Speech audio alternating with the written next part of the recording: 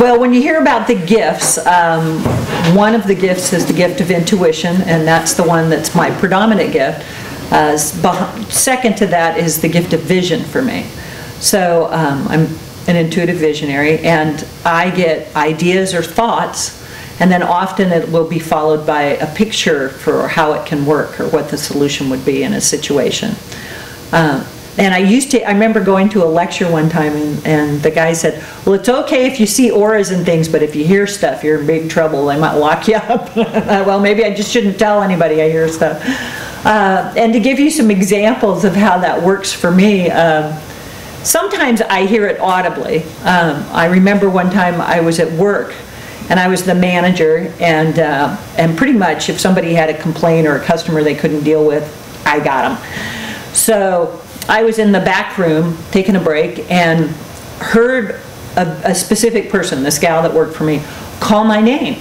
And it was so loud, I thought it must have come from the warehouse area where the break room was. And I looked all around the warehouse for her, and I couldn't find her. And I heard her call my name again.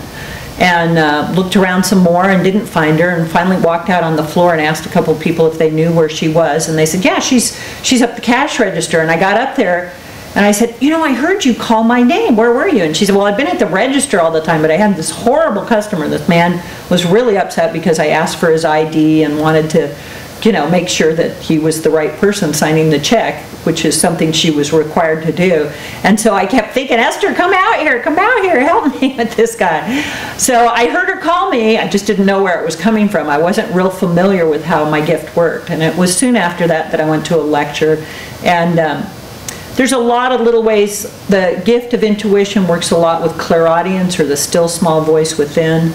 I know as a kid I could always tell who was driving up out front by the sound of the car door shutting, because I knew everybody's car door sound was different. And one of my favorite things in the world was watching Ted Mack's Amateur Hour and having a sound effects man come on. I thought that was fabulous, because the intuitive part is very tuned into sounds. One of the things intuitives don't like is a lot of noise, so very often they're the one that actually turns off the radio or takes the music off because it's too much. It's like our nerve endings. It's how we sense the world. So my guidance will communicate with me with a thought or an idea, or I'll actually hear them speak. I remember once I found out that after I got involved in all of this, I found out that one of my guides came around me and often was around my legs. And I was sitting in bed talking to this guide, and I pulled my covers up, and when I pulled the covers up over my legs, the voice went muffled. It sounded like it was muffled, and I just started laughing because I knew it was an angel joke. My angels just were trying to give me some humor and see how they work.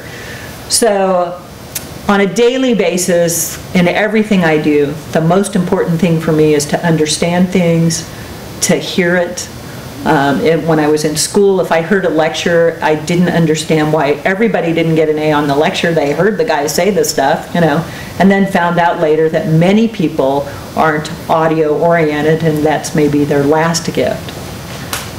So I work with all my gifts, but the most important one to me is the audio part, or the still small voice within, or those thoughts or ideas that will pop into my head.